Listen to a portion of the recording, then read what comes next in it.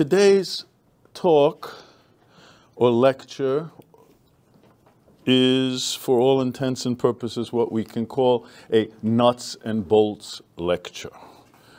What is actually Ukraine, the land, etc.? In a sense, what we would call a political geography. And then within that, we will say a few words about physical geography, then human geography, and attached to that the question of nomenclature, which we touched on a bit, I believe, last time, or maybe the first time. Now, at the outset, what we want to do is to make clear a distinction between two types of Ukrainian territory. Two types of Ukrainian territory. First, there is the territory of the sovereign state of Ukraine. And it's on the maps that you can see. These dark, bold lines. The other territory is Ukrainian ethnographic or ethnolinguistic territory. And that is lands where ethnic Ukrainians live, but lands which are located not only within the state of Ukraine, but outside its boundaries. So here we have these two territories. First, the first of those territories, the state of Ukraine. It comprises about 232,000 square miles. The figure is less important than just the general idea that Ukraine is larger than any other country in Europe except European Russia.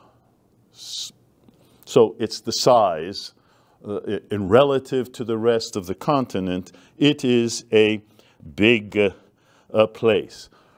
By the way, it's approximately the size of Manitoba in Canada, or Arizona and New Mexico in the United States, again, for kind of comparative purposes. That's the state. Ukrainian ethnolinguistic territory, that second category of territories, which includes most but not all of the political Ukraine. Ethnographic territory comprises a total of about 288,000 square miles, so about another 50,000 more than the state. And that makes the ethnolinguistic territory approximately the size of Alberta and New Brunswick combined in Canada and Texas in the United States. Now, the geographic setting for both the state of Ukraine, the political entity, as well as the ethnographic territory inhabited by ethnic Ukrainians, is not complex. It's not complex at all. In fact, almost all the territories in question are comprised of vast plains and plateaus, as you can see on this colored map that I handed out to you. The black, it's a better version than the black and white up there because it's easier to follow. And those plains and even the plateaus seldom rise more than 500 feet above sea level. And this includes what we could call three areas, the coastal plains or the coastal lowlands down here just north of the Black Sea and the Sea of Azov, a vast plain to the east of the Dnieper River, which flows in the middle, just north of those coastal lowlands, and the somewhat higher plateaus in the far northwest of a historic territory, which we're going to see called Volhynia. Now, outside the borders of political Ukraine, the state, but still within Ukrainian ethnographic territory, there's a region east of the Sea of Azov called the Kuban, which is really simply an extension of that flat coastal lowland. And so, in essence, it's the plain and the slightly higher plateaus that are the dominant, and I might add somewhat monotonous, features of the Ukrainian landscape. In fact, during the first decade of this century, a prominent Ukrainian geographer, his name happened to be Stepan Rudnytskyi, wrote, and I quote, "9/10 of Ukrainians have certainly never seen a mountain and do not even know what one looks like." Now, there are some mountains within Ukraine, but they are along the very extreme edges of the state. In the far west are the Carpathian Mountains, which include just the far western corner of Ukraine. They basically are in Slovakia, Poland, and then into Romania, but they touch a portion of Ukraine. And then at the southern tip of the Crimean Peninsula are also a small range of mountains, literally called the Crimean Mountains. And so the only real, quote-unquote, Ukrainian mountains consist of one portion of the Carpathian range, but even that comprises no more than 5% of all of Ukrainian territory. Now, one might deduce from this brief description of the physical geography that Ukrainian territory, or Ukraine, lacks any real natural boundaries. Here we get into the impact of geography on history and human development. As I said, the only exception are the Carpathian Mountains, which indeed were high enough to deter passage, despite the presence of 2 or 3 passes. But again, the Carpathians are on the very periphery of Ukraine. The vast majority of the country is virtually open to the outside and lacking any natural geographic barriers. Ukraine has historically been accessible to all peoples and to all states, friendly or unfriendly, who might want to come to this territory. There is a rather well-knit network of rivers,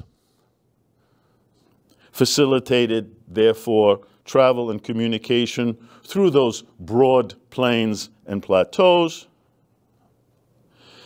For the most part, the rivers that pass through Ukraine are part of what is known as the Pontic watershed. Pontic is the old Greek word, classic Greek word for the Black Sea. So we have kind of 2 watersheds throughout Europe, actually. There's the Black Sea, or the Pontic watershed, and then up in the north, the Baltic, north of Poland and south of Sweden, for instance.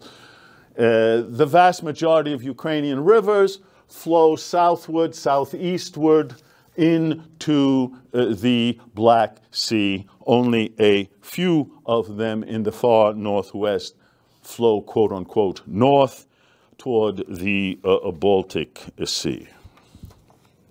It is along or near these rivers, the most important of which I'll mention right now, is in the dead center of the country. It's also along which is the capital, Kyiv, is called the Dnipro in Ukrainian, in English, the Dnieper, which people think is Russian, but it's actually not pure Russian. So either or of these terms will appear.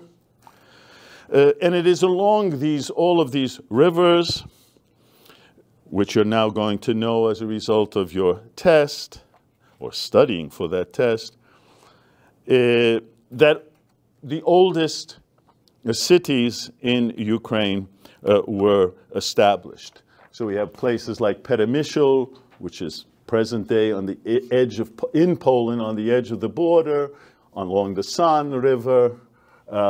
We have Kiev, most importantly, along the Dnieper River, north of it, Chernihiv on the Desna River. These are all these historic places going back to the medieval period.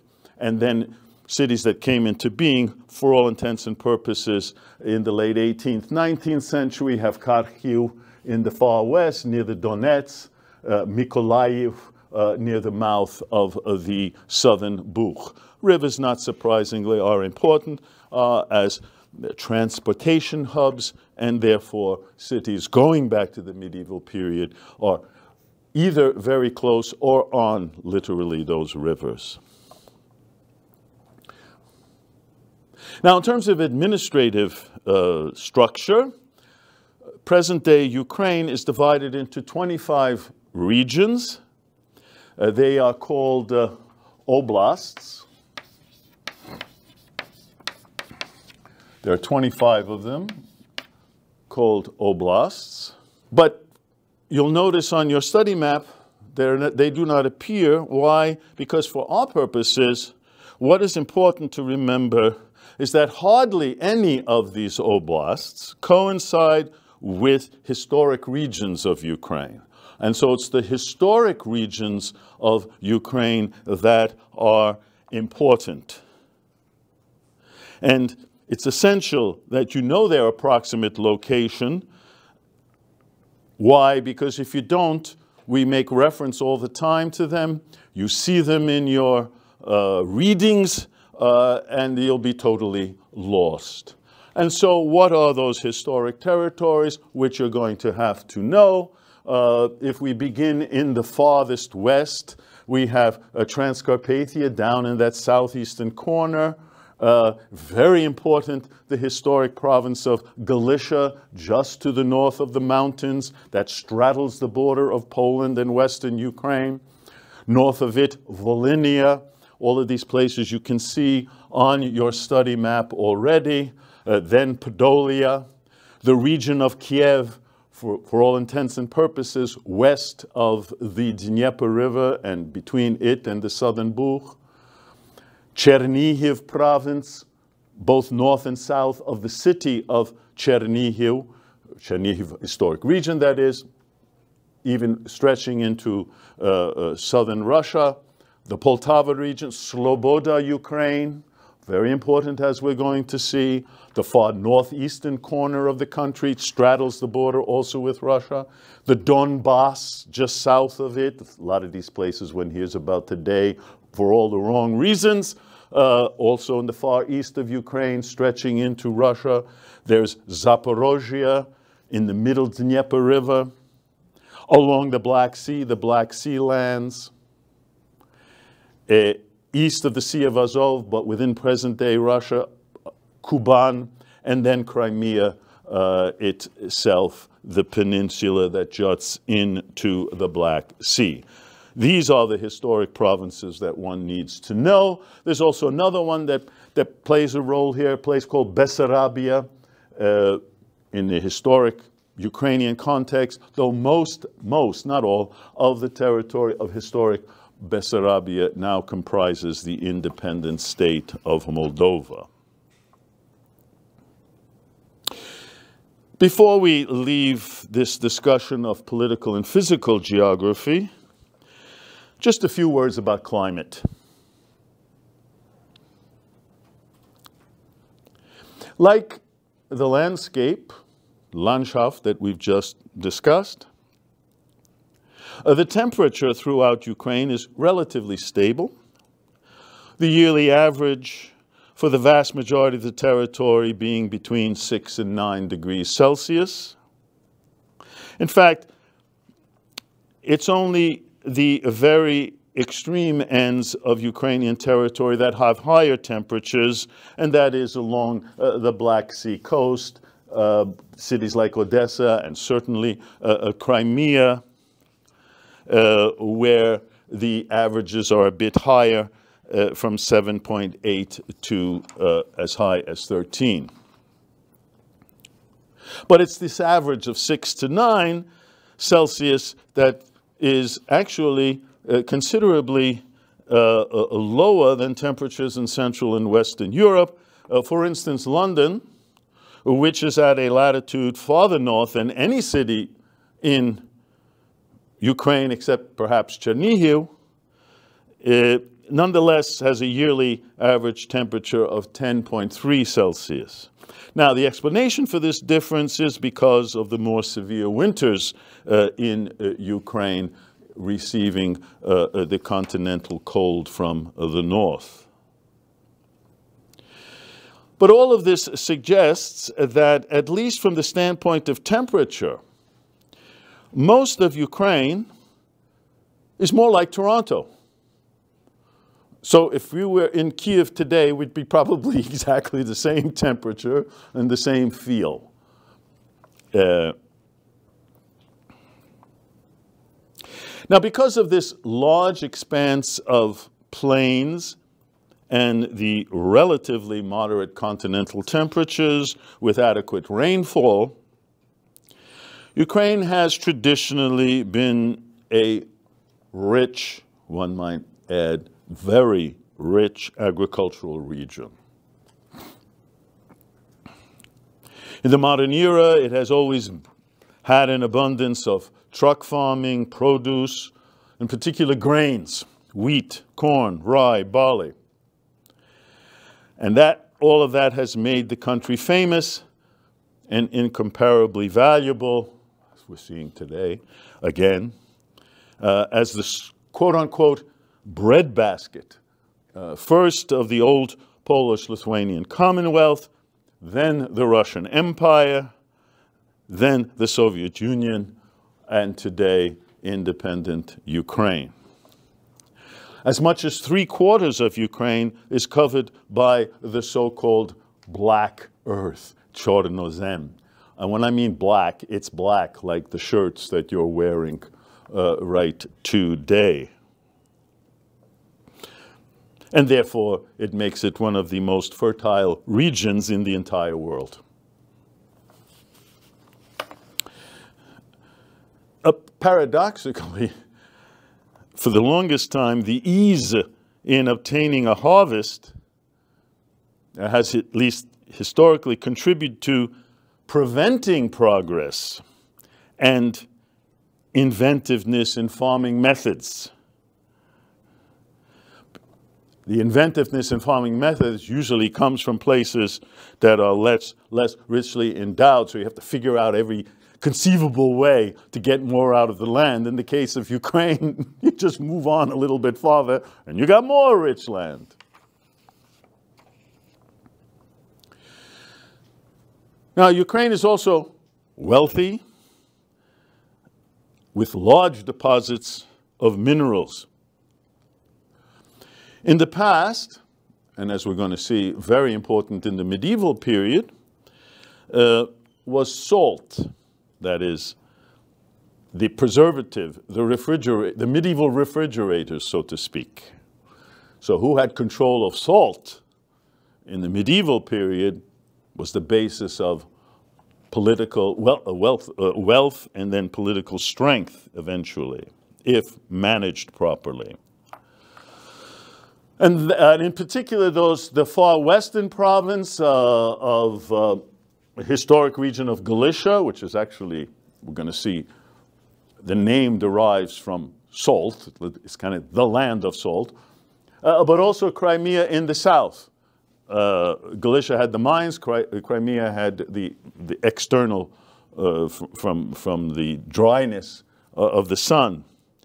But both places garnered their wealth in the medieval period precisely from salt. But then, more important, in the modern era, there are extensive deposits of coal and iron in that Donbas region of eastern Ukraine. And as a result, in the 20th century, has transformed that region into one of the world's major centers of heavy industry. So much then for physical geography.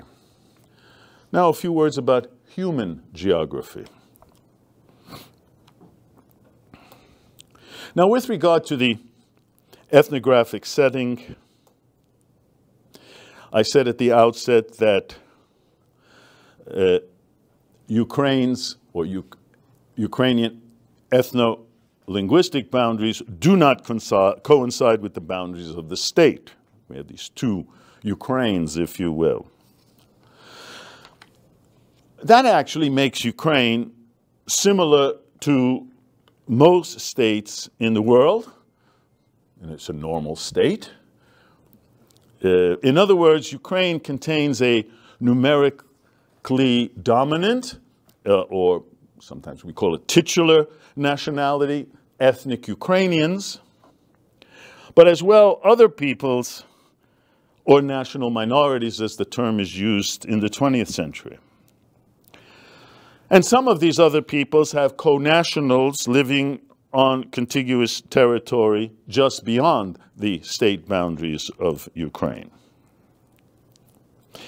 I might point out here that the terms ethnolinguistic, ethno-national, refer to a people who speak the same language, or more properly, varying dialects of a particular language.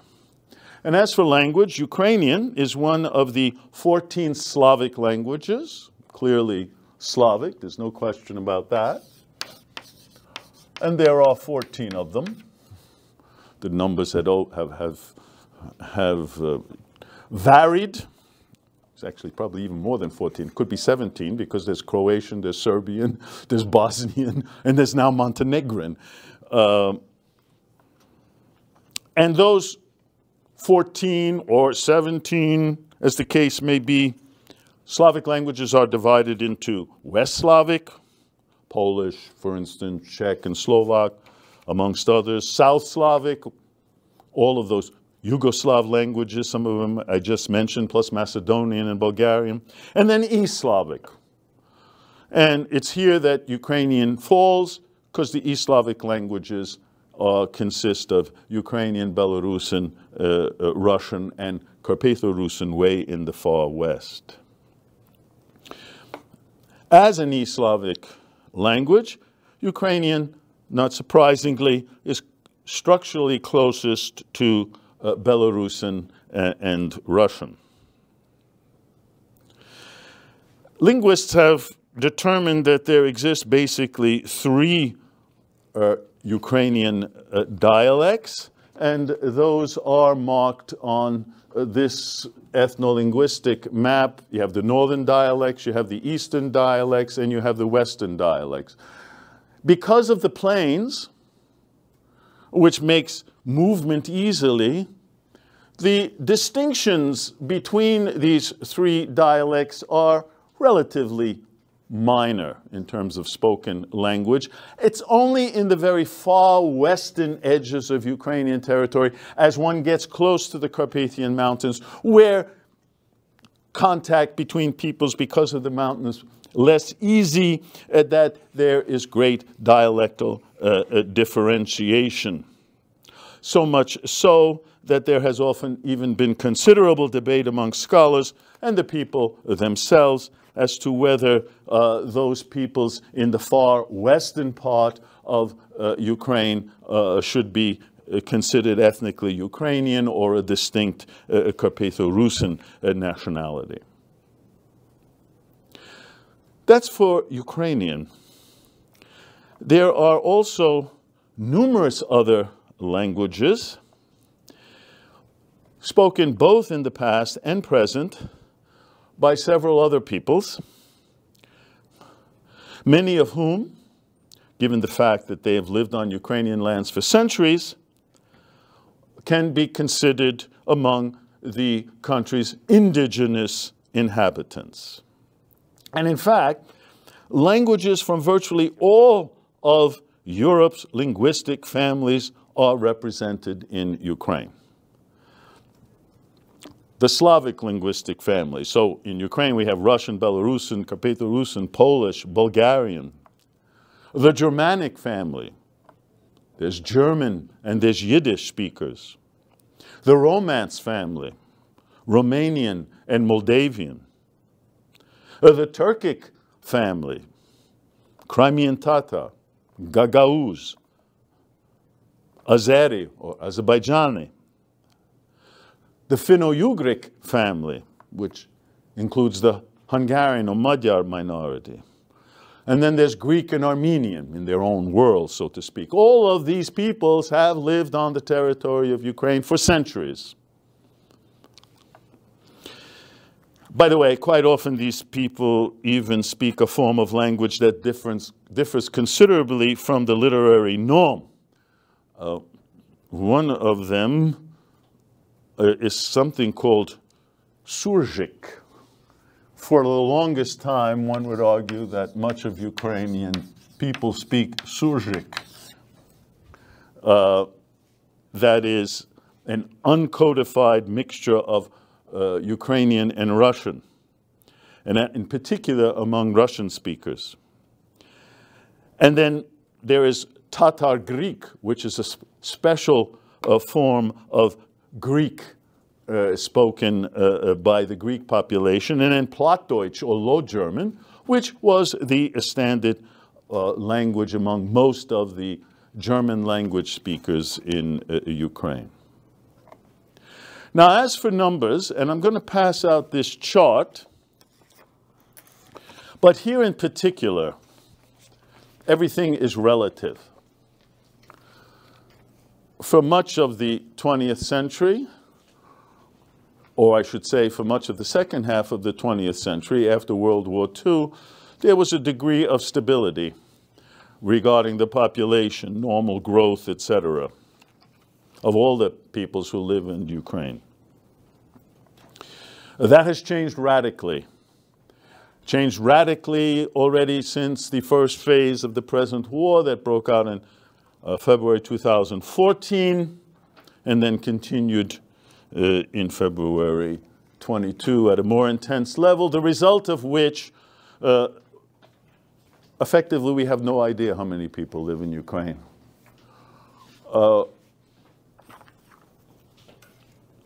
So what I'm going to mention here is a kind of in a relative context.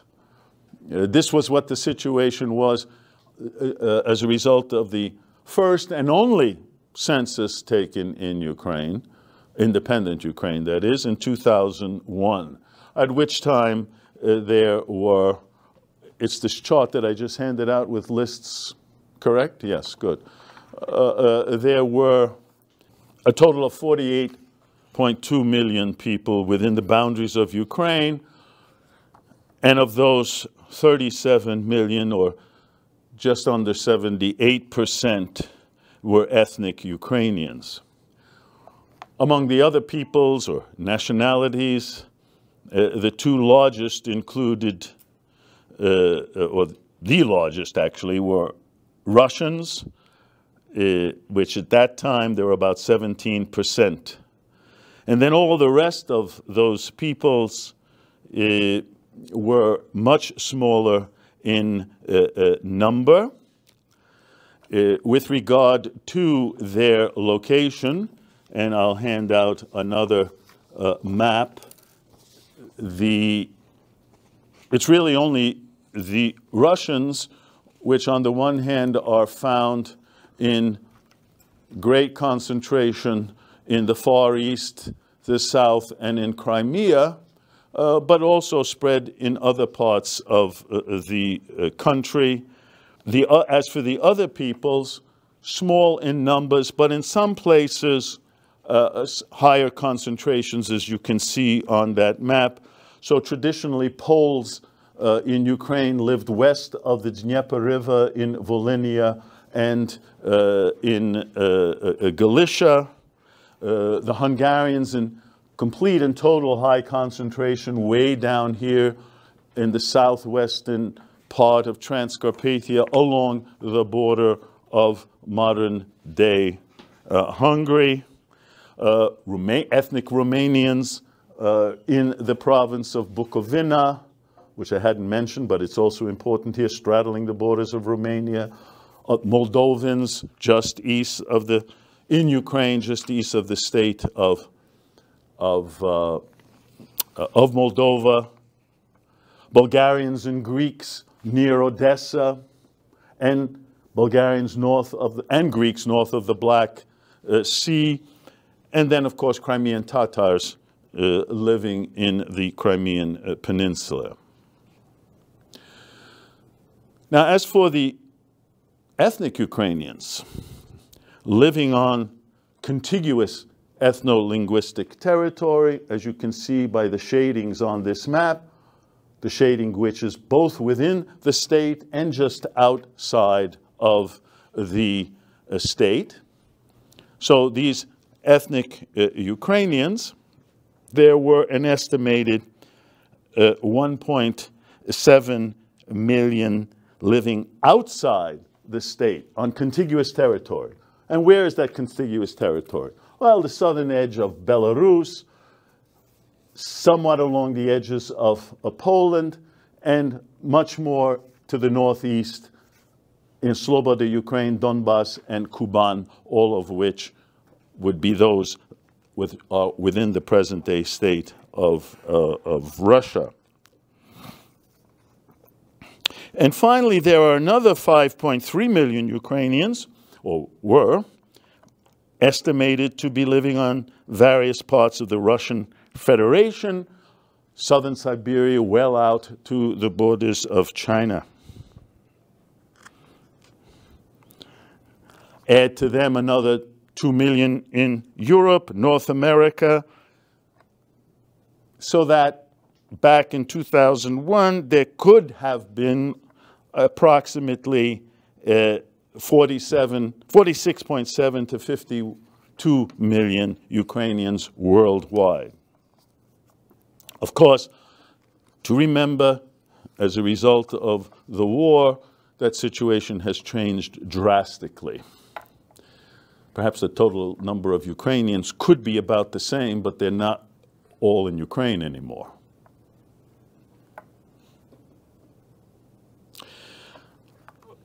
We cannot leave this general discussion of the physical, political, and human geography of Ukraine without touching on a somewhat related subject, nomenclature. I did mention this before briefly, but let's do it again. Why? Because throughout this course, you will encounter many different names used by authors to describe the inhabitants and the territory known today as Ukrainians, ethnic Ukrainians, and Ukraine. Now, it's not uncommon for any territory in Europe or elsewhere to have had different names for its inhabitants and their homeland in the past. It's quite natural reflection of the historical process and change. But very often, names to designate Ukrainians and Ukraine have been used in the past and actually still in the present to suggest a certain political position. Sometimes the names are used to even to deny the very existence of Ukrainians as a distinct nationality. I mentioned in our last lecture that the boundaries of present-day Ukraine, or that we will use the term Ukraine to designate the territory, and ethnic Ukrainians to designate the numerically dominant or that titular nationality. But since we are concerned with surveying the history of Ukrainian territory, from oldest times to the present, it would be appropriate to use another name when discussing the medieval period. And we will be turning to the medieval period. That is the period approximately from the 8th to 14th centuries. And what are those terms? Well, I'm referring here to the terms Rus and Kievan-Rus. Actually, Rus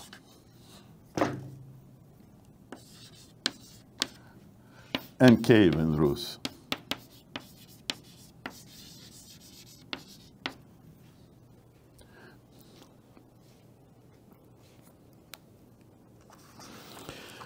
Rus for the people, Kievan-Rus for the territory.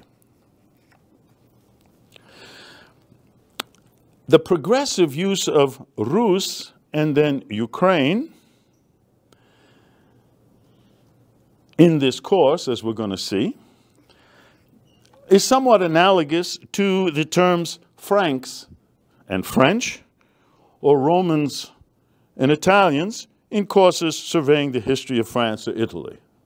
We don't talk about Italians in the medieval period or the classical period, they're Romans. And we don't talk about the French in the early period of France, they're Franks.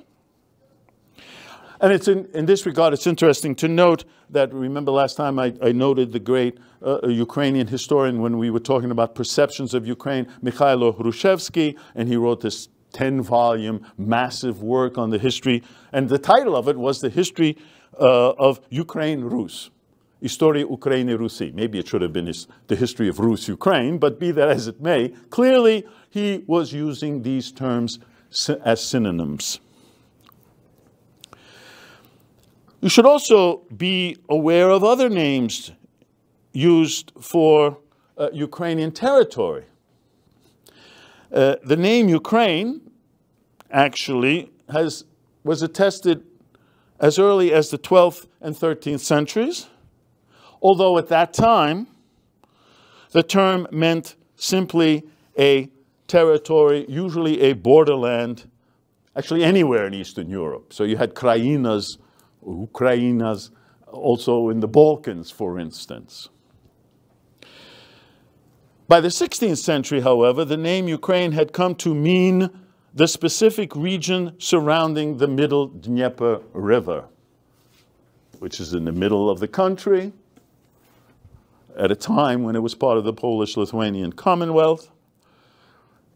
And then by the 18th century, that term Ukraine had come to be associated, at least in some writings, with all the territories inhabited by ethnic Ukrainians. Now, as for this medieval concept, which is important for this portion of the course, that medieval concept Rus, it actually came to refer to all those lands that were under the cultural and the political hegemony of the city of Kiev.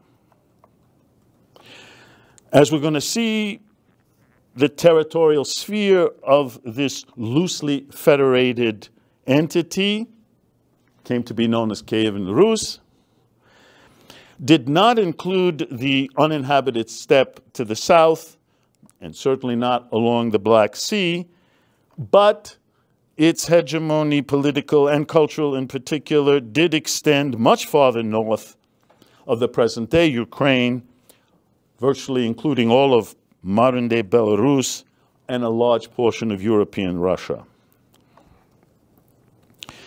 Now, medieval Western sources translated this ethnonym Rus into the Latin form Rutenus, from which became the English Ruthenian.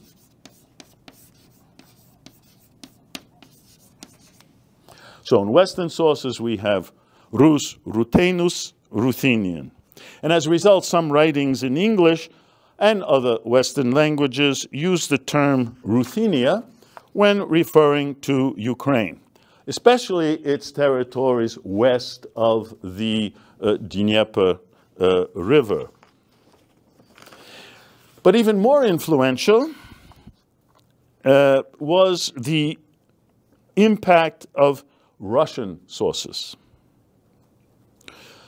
In essence, much of the West's, that is our understanding of the region, has traditionally come from Russian sources.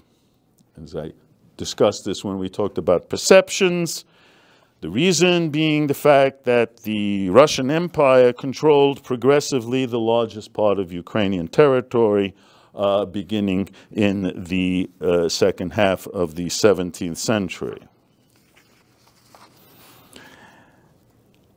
As for those Russian sources, and the first Russian state, Muscovy, the historic name Rus,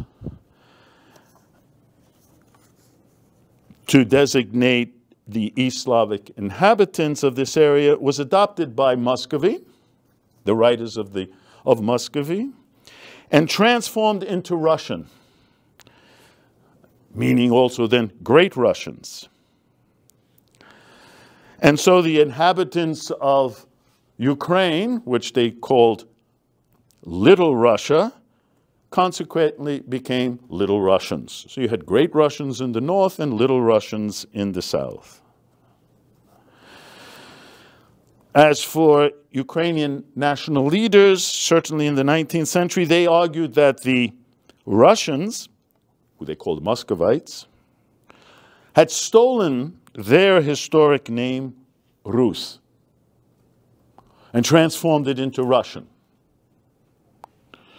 And because Ukrainians felt the need to distinguish themselves from those Muscovites or Russians, they gave up their historic name, Rus, and adopted instead a territorial name, Ukrainian,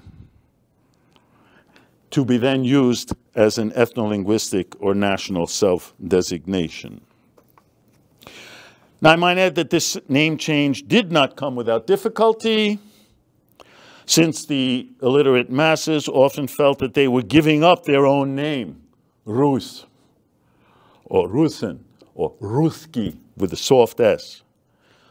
And they were giving that up for something that they considered foreign, Ukrainian.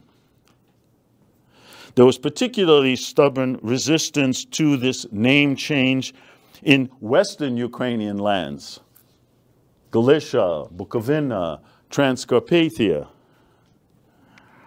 where the name Ukrainian has actually only come to be widespread in the interwar period of the 20th century.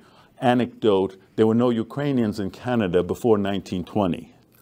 Of course, there were immigrants who came from Ukraine, but mostly Western Ukrainian lands, and they called themselves and were called Ruthenians.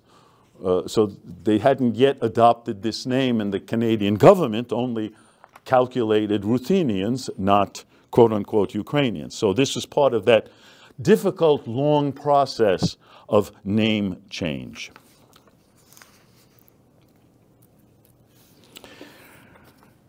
Of course, Ukrainians also reject the term Little Russian, which is used by Russian sources.